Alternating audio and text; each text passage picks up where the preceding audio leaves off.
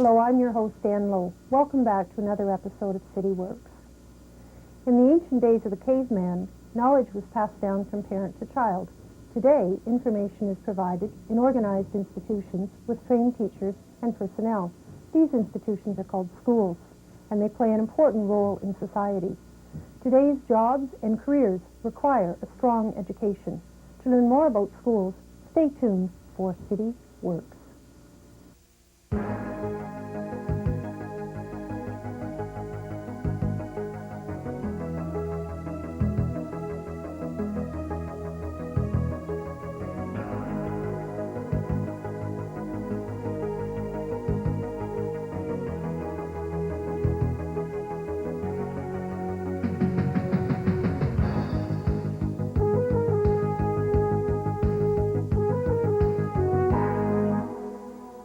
Welcome back to City Works. Schools provide an environment for students to learn skills, both academic and social. The first type of school one encounters in life is the elementary school. This is the place where a person receives a good educational foundation, as well as giving the student an opportunity to interact with other children in various social and educational activities. Well, elementary schools provide skill development programs in the area of language arts, for one, certainly mathematics. In other areas, they provide programs, science, social studies, environmental studies at the younger grades, and physical education, music, and art. Of course, these days we're keying on programs that emphasize technology and computers. And as well, elementary schools provide social skills training under the headings of various programs, but these programs help children get along in groups, certainly a skill that they'll need in later life and in the workplace. Well, we hope that programs at elementary schools help provide for a well-rounded, responsible young person, certainly with the skills necessary to go on to secondary school and beyond and to carry on in life. And as well, children that have a social conscience, concerned about the environment, and that will have the wherewithal to become the leaders of tomorrow, not only in our community, but in the global world. Every city, village, and town has schools. They are a part of their history. Their growth represents what the community's future will be. Well, I don't know what the first school in the city of St. Thomas was, but I've got some historical information that might be of interest in terms of local schools, Myrtle, Balaclava, and Wellington, which everyone would know. Balaclava Street School, they tell me, was built in 1881, and an addition almost doubled the size of it in 1885, and Wellington Street School, built in 1855, was enlarged, again almost doubled in 1874. I don't have much historical information on Myrtle Street School, but of course all three of those schools were retrofitted recently to bring them up to fire code and just to dress them up inside. Make them appear a little more 90s, I guess. As far as Forest Park Mary Buck School, Forest Park School was built in 1967, centennial year, and it helped take overflow from the old Park Ave School and the growth that was occurring in the east end of the city, the old part of the city known as Yarmouth Heights in those days. Education is an investment in the future of a community. This investment requires funding in order to operate and maintain schools. Schools funding comes to our schools through the budgets provided by a formula that the Elgin County Board of Education gives to us. They get their money through the mill rate and through the general legislative grants. Schools' actual budgets are created on the basis of per capita formula, based on the number of students that we have. So one school's budget certainly is going to be different from another's, reflected in the number of students that they have. Additionally, most schools are involved in some type of fundraising. Fundraising to help support student field trips, theatrical presentations in the schools, purchases of special computer equipment these days, and other things. Beyond that, we rely on the support of parents' associations. We're very fortunate here, Forest Park Mary Buck, to have an extremely supportive parents' association. They put tremendous amounts of monies into playground equipment, again, computers, other things around the school. They do that. They find their money through bingos, hot lunch sales, fundraising drives of their own, all sorts of endeavors. And certainly a school these days is a different place if they've got an active, aggressive Parents Association interested in the betterment of their school. Occasionally we get funding from service clubs to help with special projects or with special equipment, especially as it pertains to developmentally handicapped children. Students who have special needs require programs and teachers who can help them overcome their difficulties and receive an education. At Forest Park Mary Buck School, we have a program for students who are developmentally challenged. The students might have one of several disabilities, such as cerebral palsy, Down syndrome, Hunter syndrome, or a general global delay. Some of the students are fully mobile, while others require wheelchairs or walkers to assist their movement. Some of the students are completely verbal, while others are nonverbal, and they require alternative methods of communication. These students display a large range of abilities, strengths, and needs. The students receive a wide variety of programs to meet their individual needs. A teacher and 2 wonderful educational assistants deliver the specific programs, including speech therapy, physiotherapy, and occupational therapy. These students are a vital part of the school family. They participate in all school events, from play days to intramural sports. Integration into other classes is a major focus of this program. Depending on their capabilities and strengths, these students are integrated into many classes throughout the school. The staff and student population are very caring and very supportive of all of the children's endeavors. It is through the fine efforts of all of the school community that these children are able to enjoy their successes and their accomplishments. At this school, we also have programs which provide resource assistance to other students. As well, we have a classroom for students who have general learning disabilities. It is a certain type of person who wants to become a teacher. In order to teach, one must have a good education and the proper training. Well, the training for becoming a teacher has really changed. When I graduated from high school 30 years ago, I went directly to Teachers College for 1 year, and after 10 to 12 weeks in a classroom during that year, I was put into a classroom full-time as a teacher. But a student now graduating from high school has to go off with 6 OAC credits, and then they attend a university for a minimum of 3 years to get an undergraduate bachelor's degree. And at the end of that time, they have to apply to a teacher's college, and they attend the teacher's college for 1 year in the course of their choice. And there's different levels: primary junior, which is K to grade 6, and junior intermediate, which is grade 4 to 8, and intermediate senior, which is grade 7 to 13. And after that year, and having spent a few weeks, 10 to 12 weeks in a classroom for practice teaching, they graduate with a Bachelor of Education degree. Then after they have finished that, they get their Ontario Teaching Certificate, and they can teach in a classroom full-time. But most teachers pursue further education, which we call additional qualifications.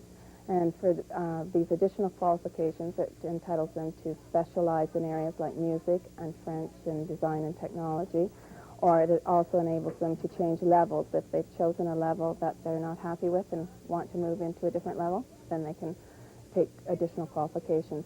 Another new thing that's happening in the Teachers College is 5 of the Ontario teacher colleges have piloted a 2-year program.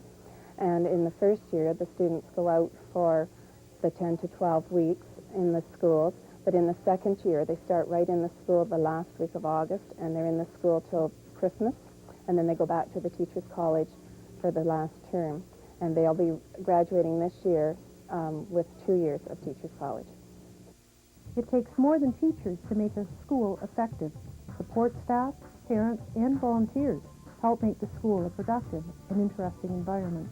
Beyond all the teachers at the school, the custodian, the secretary, all the people that are paid on a daily basis to make the place a positive atmosphere for children. We've got an awful lot of other people who help, right from the crossing guard who the students see on their way to school, to the dozens and dozens of parent volunteers that we see in our schools each and every day. And certainly what we're able to provide in the way of remedial programs and extras for children is as a result of the time and effort given by those people.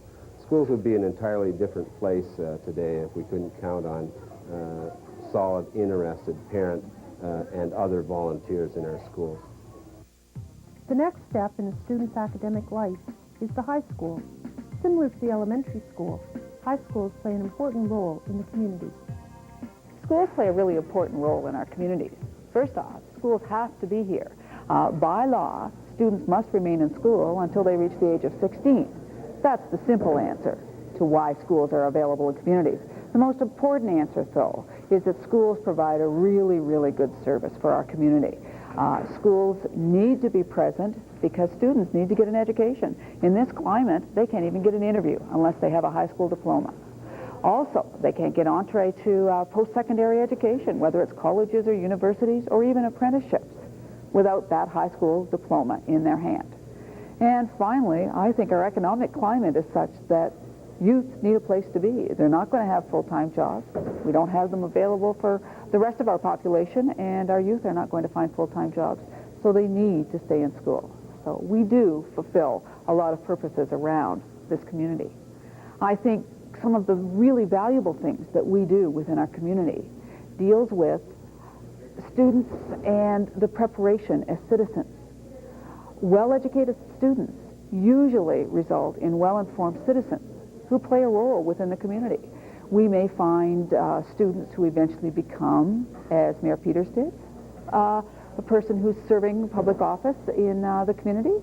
He was an alderman and then became a mayor, and he came directly out of our educational system with a great love of history and a love of civics and a love for the community.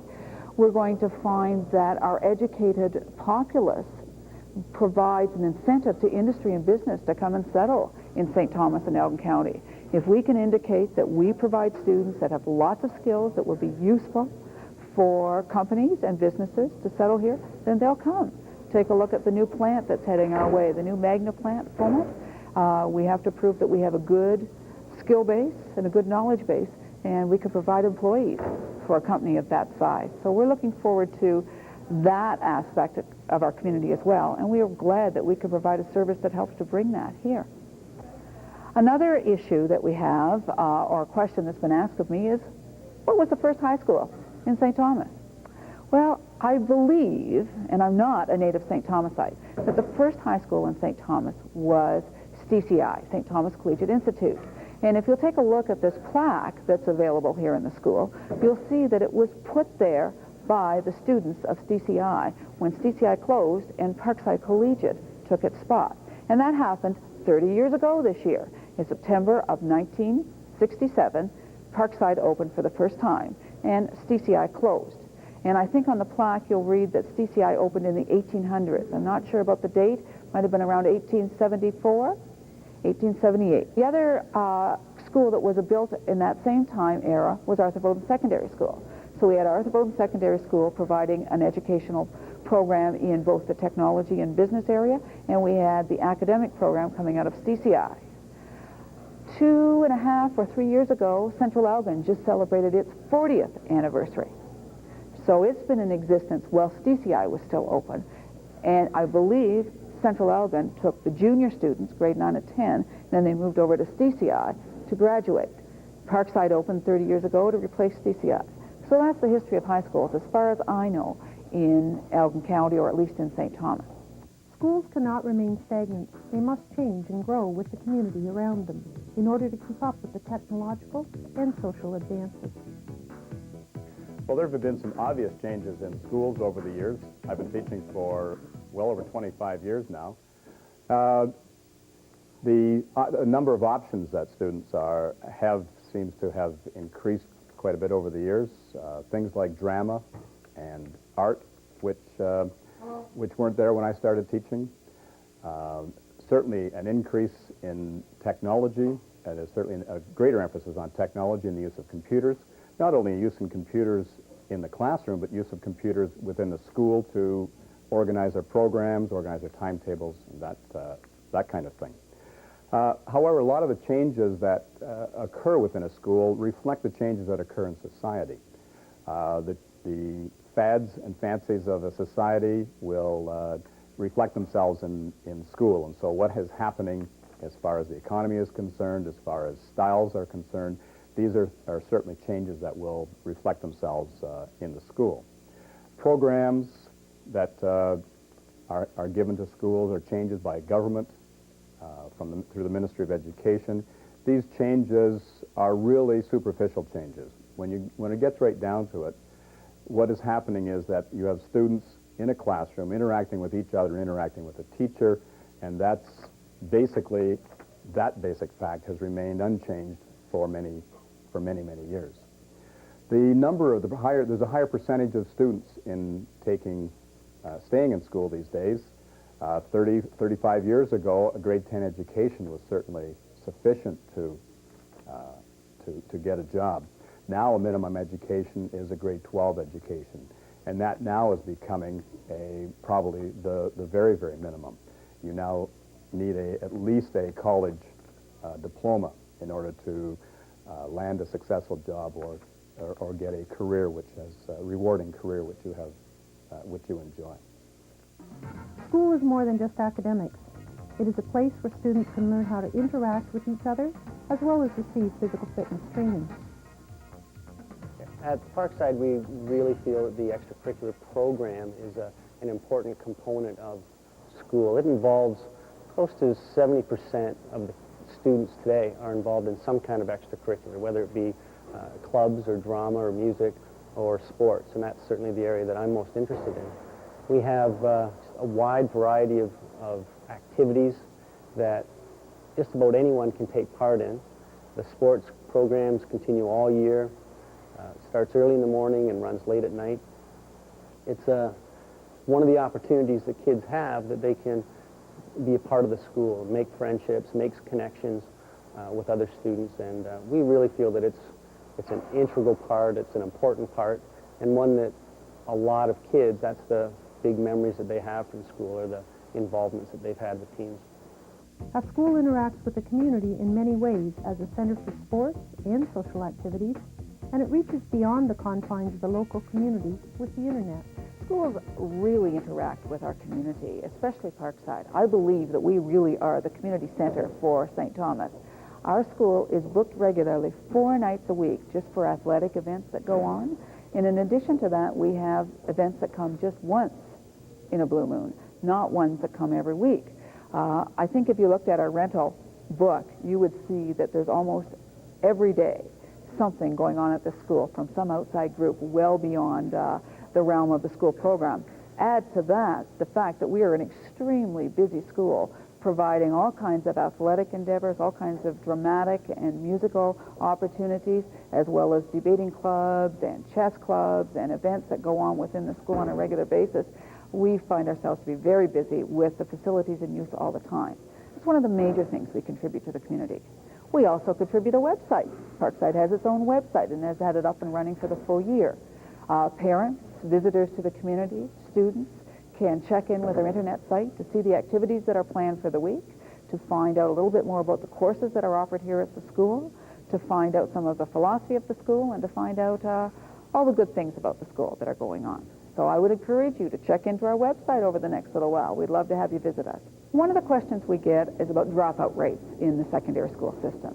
At Parkside, we have a little unique situation. We have probably in each semester approximately 5 to 7% of our student body that will choose to leave at some point during the semester.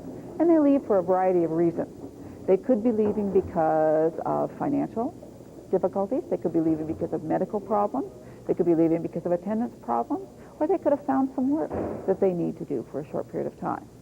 However, the real actual thing that happens is that most of these students do return to us in the following semester to complete their education. In this day and age, students don't go very far without a high school diploma, and they're back to get it. So virtually all of our dropouts drop back in, whether it's the following semester or whether it's a year down the road. The other thing is we get some really interesting drop-ins for a variety of reasons. We get a lot of graduates who choose to come back to high school. They may be graduates who have gone on to a post-secondary school program, found that it doesn't fit what they thought it would do for them, and so they've decided to return and pick up some different courses so they can follow a different pathway or a different career mode. We also get graduates who have lost their jobs and wish to come back and get retrained. And they come back mainly in a couple of areas. They may come back to do some business courses or computer courses, or they may come back to do some specific technology courses. We also get people really who just enjoy being in education and love to come back into the school area. This is less often now because the funding for adult students has changed, and they go on to an adult education program in another facility, which I'm sure you're going to hear about sometime during the show as well. The continuing education program with the Elgin County Board of Education here at the Adult Learning Center provides programs to those students who need something that's an alternative from the traditional school system. We offer programs for students in literacy and numeracy through the English as a Second Language program. We offer programs that allow students to take classes for credit, and we have certain packages.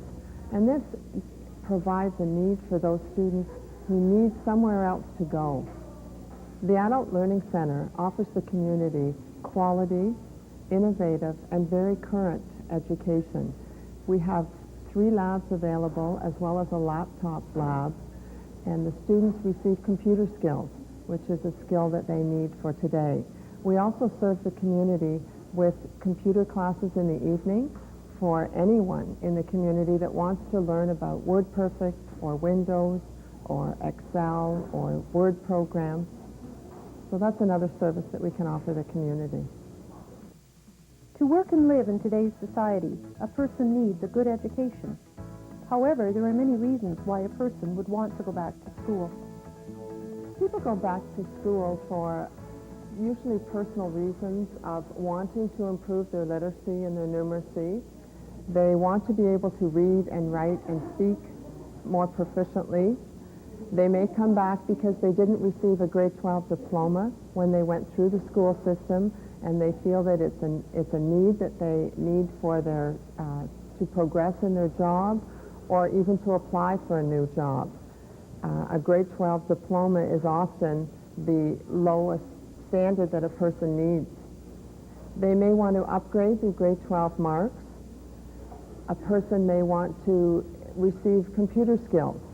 Maybe when they went through school there weren't computers, and so they want those skills now. They may also want some technical retraining, and they can receive this through the CAD and the electronics and the drafting programs. It's hard to say whether more people are coming back. Our programs run for 28 weeks, the credit programs, where the ESL and the literacy programs are ongoing. And people will come in and out of them depending on the agriculture season or where their needs are. High unemployment does usually have a reflection on us in increasing our programs because people feel that they need to upgrade, update their skills. So the unemployment does have a factor on us. As new businesses open up, again, people might feel that they need to update their skills to apply for those jobs. But if people are hiring, people will go to work rather than go to school. So there are some factors there. The Adult Learning Center receives funding from various government sources in order to function properly and to provide educational services to the students. The programs at the Learning Center and throughout the county are funded by different organizations. Mainly, it's the Ministry of Education and Training that funds our credit courses. They also fund our English as a second language. There is a literacy funding as well. And Human Resources Canada offers us financial agreements to help assist us in offering quality current programs where we can offer more computer skills and more retraining. We can offer counseling services for students so that they can have assessments and know what future directions they should take, and to assist them that way. The future of continuing education is, as any form of education is right now, a little uncertain. We feel it's a very important area, so we feel that the funds will continue to come. How much cutbacks there are, we're not necessarily sure, but there are always going to be clients for us, people that need retraining, people that need updating in their skills, and people that need literacy and numeracy training as well. So we're here to serve those clients, and I believe that there are agencies and organizations that will continue to fund us because of that need that we're able to fill. So we will be here, we will be important, and whether we remain in this site is unknown. What amalgamation, the effect of that will have on our learning center, I'm not sure. We haven't really progressed. We have a very innovative, unique center here, and we serve a lot of people, and we meet their needs. So I think through amalgamation they'll see how important we are to the community here in St. Thomas. People here don't want to drive to London for their training and for their education. They want something here in St. Thomas. And that's why we felt that it's important to try and set up sites in Elmer and West Lawrence to meet those people's needs as well. Colleges and universities are the final steps in a student's academic life to acquire the skills and background necessary for their chosen career. Students may need upgrading as they advance or change careers. Having a strong education does not mean success or employment, but it does open doors that would otherwise have been closed. I'm Ann Lowe. Stay tuned next week for another episode of City Works.